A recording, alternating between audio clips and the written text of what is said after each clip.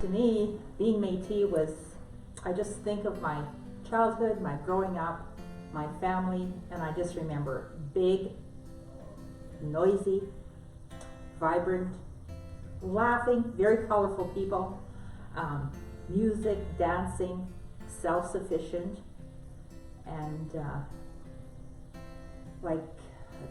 they fished, they hunted, picked berries, dried. My grandmother even dug lots of Seneca root and made medicines and things like that. Like, that's what I remember. Being Métis was being a person like that and being part of a large group, that it was just a very, very strong group to be with.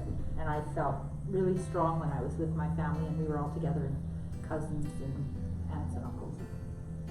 I think too, part of that is when I look at being Métis, I think I look at we are a distinct group of people. We are part of the First Nations culture. We are part of our own culture, and we are part of the non-Aboriginal culture. So bringing all those forward together has made me now very proud to be like that.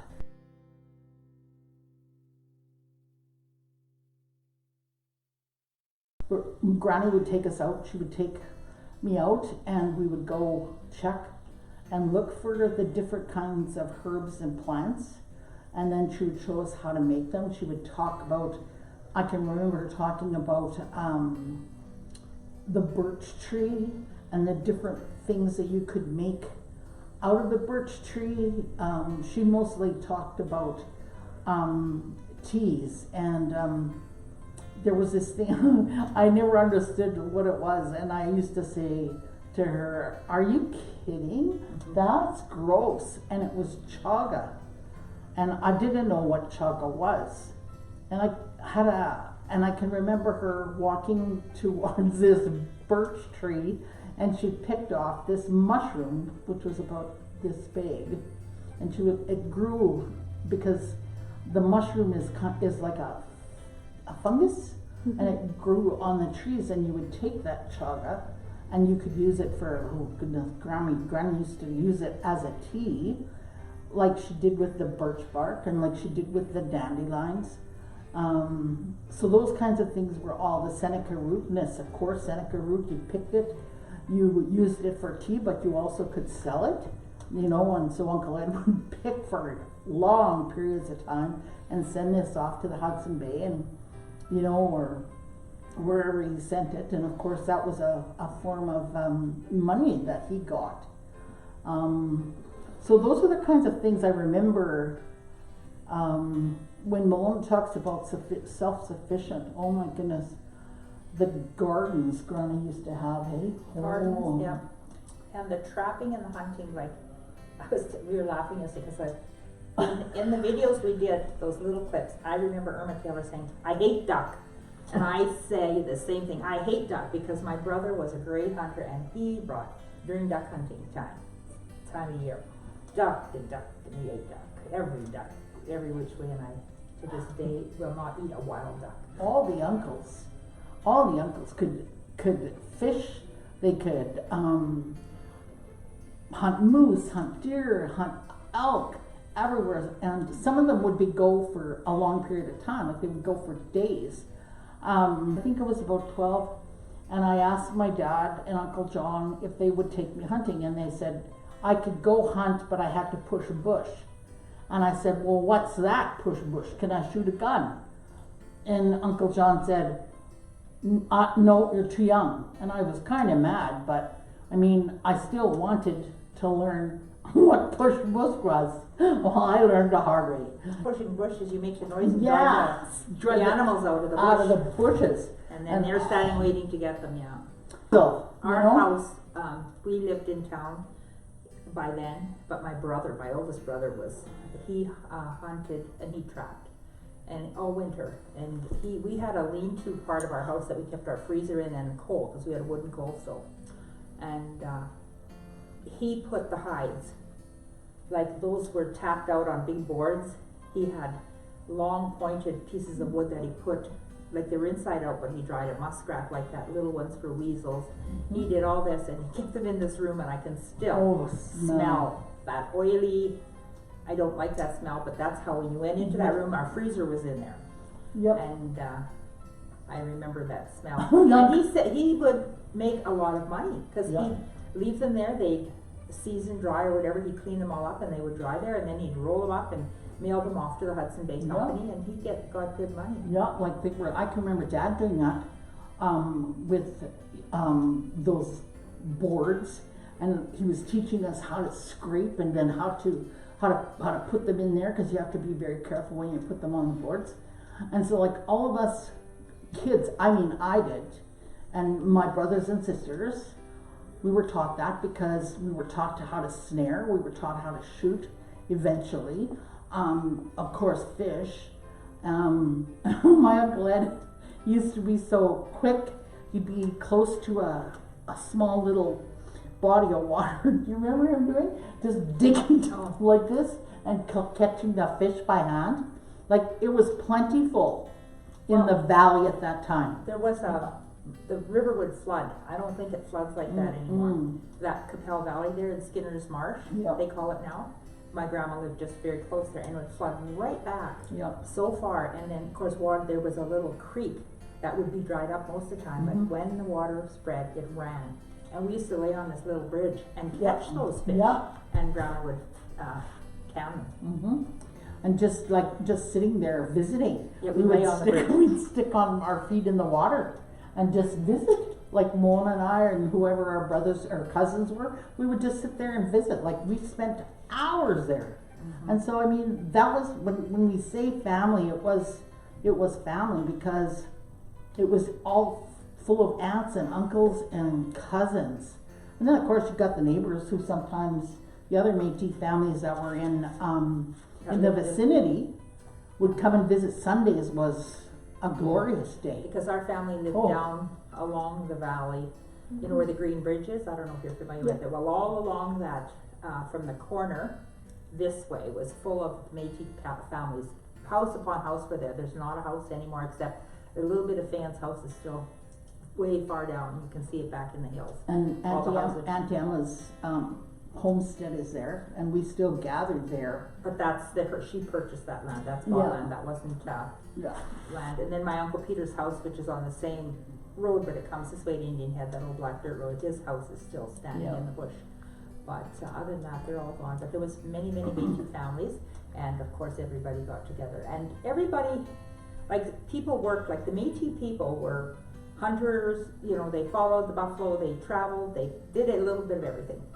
And that's how they lived. But then when that kind of living died out, there's no more buffalo to follow and people are starting to farm. So they first started working for farmers. A lot of the Métis men, and my family worked for the Skinners. That's why my grandmother's house was there. And my uncles, even my mother, when she was younger, before she had children, she worked and helped to raise kids. She milked cows, she did a lot of housework, gardening work, that kind of thing for the Skinners, and she just lived with them and for a long time. And then the uncles worked in the field. Yeah. But then after the farming didn't happen anymore, that was kind of dying out, the Métis men went working on the elevators, and they worked and they repaired, built, painted elevators, and they worked across the prairies. And my uncles did that, my oldest brother did that for years. He was a foreman. My next older brother, one who's a bit younger, he did just for the summers because he went to university. Yeah. And that That's what was, they did. that was same with mine. And that was just what happened to the Métis people. Like they went from self-sufficient to working for farmers, then they worked on the elevators, and then they kind of had to get educated or do whatever they do, you know. At the school at Katepa school they called it, and I mean they didn't Our get family did. High educations. I think my mom got a grade 8, and that was as high as she went. And then after that, of course, she went out into also worked for the Skinners, but there were also families in around Abernathy, Balcarres that she worked for, right?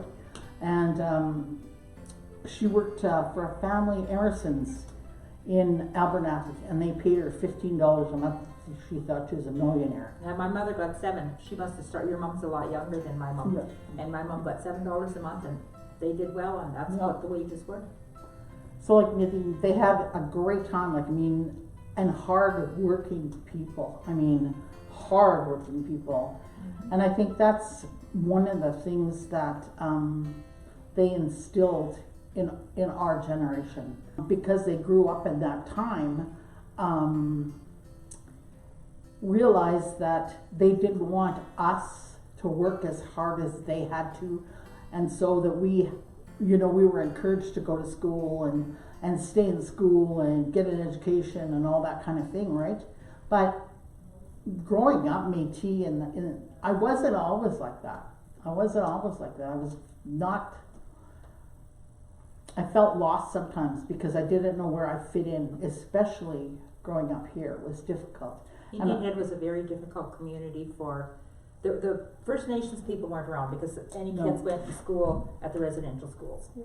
So there was just the Métis kids in the high school, and there weren't very many that made it to the high school. Elementary school wasn't as bad as the high school, and it was very difficult, I found, and I survived. And I just didn't have anything to do with any of the people. We as Métis kids stuck together, and we were all related. Yeah. Mostly cousins, so that's who our friends were when we were growing up, was our cousins, and we had a few other friends that weren't Métis, but most of our friends were were our first cousins, and we would all hang out in the field close to where I live, and it was a great open field. It was flat. We played hours of ball there, cricket. The whole flippin' blocks would come there, especially Sundays.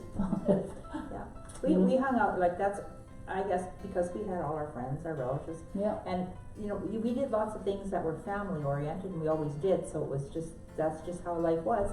And I did not speak Michif because my dad was not Métis, but my mother spoke Michif. So at home she couldn't speak it because my dad didn't understand it. He'd be mad if she spoke it to my aunts and my grandma because he figured they were talking about him, but they weren't. So I never got a chance to learn it. I'm really sorry, but my 2 older brothers can speak and understand Michif because they had a lot of influence from grandma. Yeah, and both my parents could speak Michif, and they spoke a lot at our house, along with Uncle John, and my mom and Melona's brothers and sisters were all very fluent. Mm-hmm. And so I can still remember bits and pieces, and I can understand a lot of what my brother is telling me, or else I'll ask him, what does that mean? And he'll tell me what it means, and then of course he'll make me practice sometimes. Not all the time. He doesn't have patience. Very, very, I look back at it and just think we had such close family fun, and it wasn't just my own little house of family, it was just everybody. And that's just how we were then. It's not like that anymore. It became from that big family now. Everybody, it's more the nuclear family now. Everybody, well, it's just life just makes you have to work for a living. Everybody has to work and do their thing, and they those family gatherings. Well, if the men weren't jigging, they would be out playing horseshoes. My uncle had these horseshoe things set up, and he could hardly wait for anybody to visit. Oh, I know. Oh, one game horseshoes, and everybody had to go out and play horseshoes. And they played all day. My brother still talks about that. He wishes, I wonder what happened to Uncle Ed's horseshoes. Yeah. It was such a fun time. I think like that, how the family was, everybody hunted, gathered, worked together, we danced, we sang, we told stories, played horseshoes. It developed such a very close family, and it just built a very strong family. Yeah. And great. The relatives, not just the small family unit, but the humongous one. Mm-hmm. Because our cousins became like sisters and brothers to us. Yeah. And to this day, my cousins that I grew up with little are like that, like Winnie and I. And I'm as close to my cousins, and I haven't seen them in years because we did hang out. Yeah. And we developed that bond.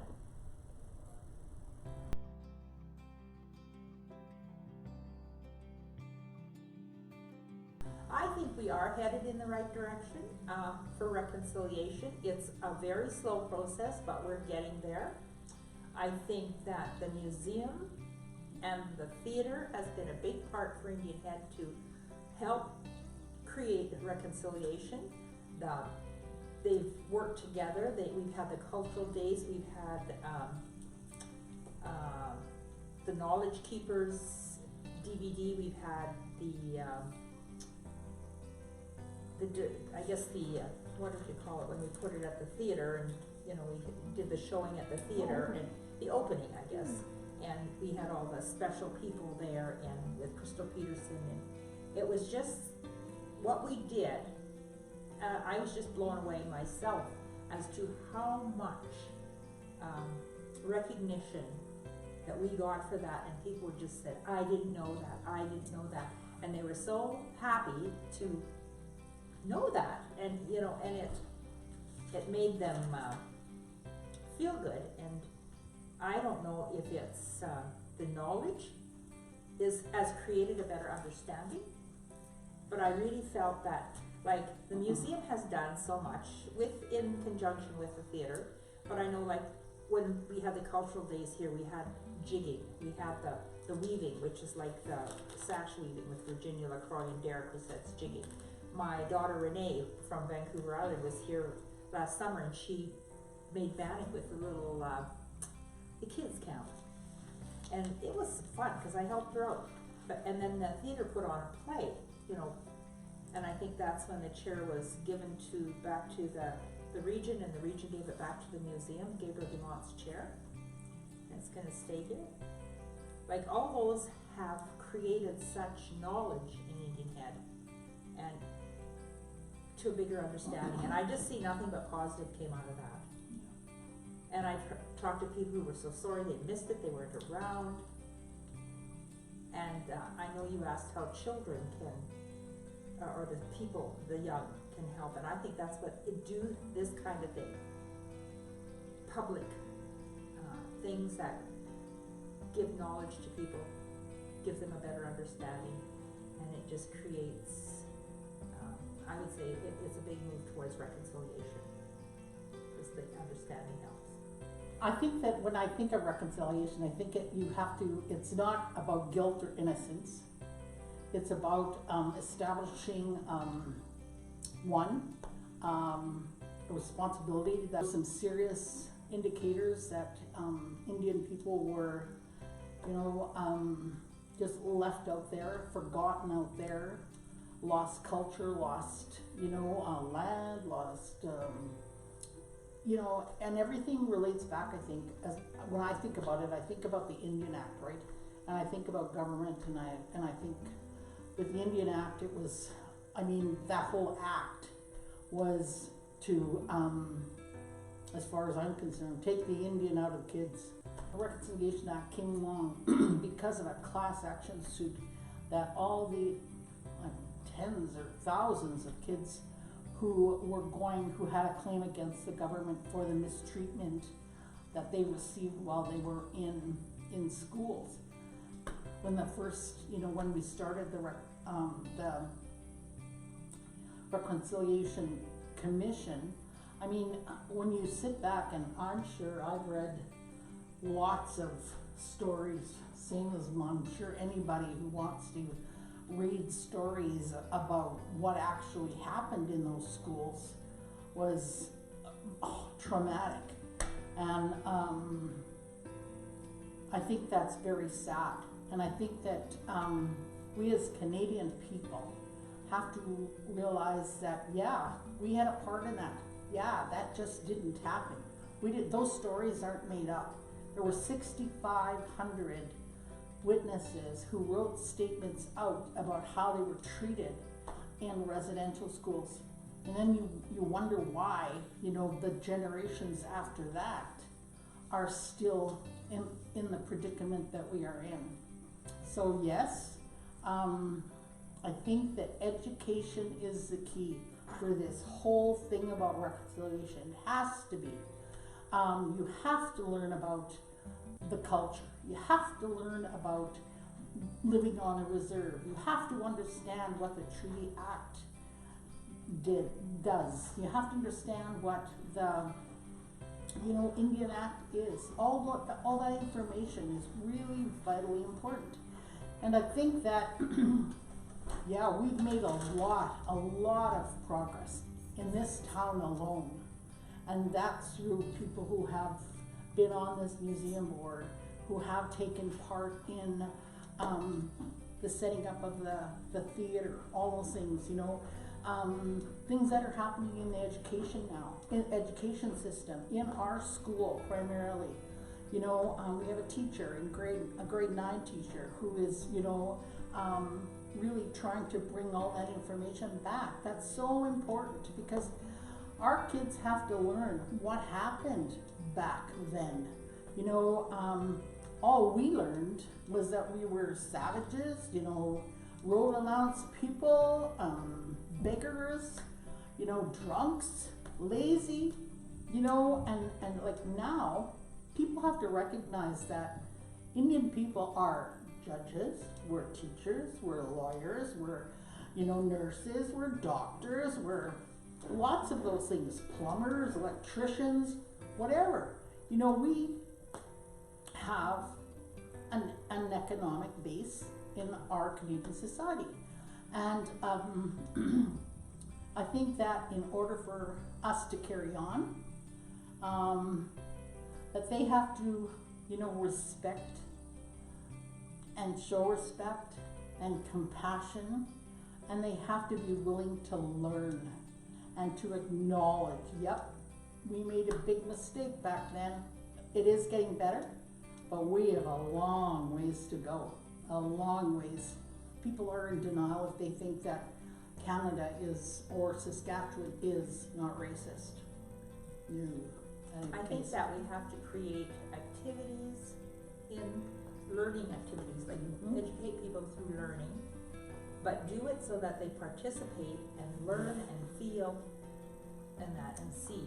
Yeah. Just reading a book, sitting in a classroom isn't doing it. Yeah. There's got to be other things going on. Like and that would make your knowledge grow, leading to a way kidding. better understanding. Like, no There was kidding. also, Winnie has spoke much about the First Nations people, but the Métis people were also Yep. given grants, like land and that, but it was totally, didn't fit in with their culture. Like they Yep. were a nomadic, follow the buffalo, hunting, trapping, and here they're made into farmers, and they weren't farmers, so it didn't work. Sometimes I get upset at people, for what they say in regards to race or, discrimination. I will challenge them back, and I hope people need to do that. And but I guess it's just like, to me, it's love, compassion, respect. That's what it is, knowledge, right?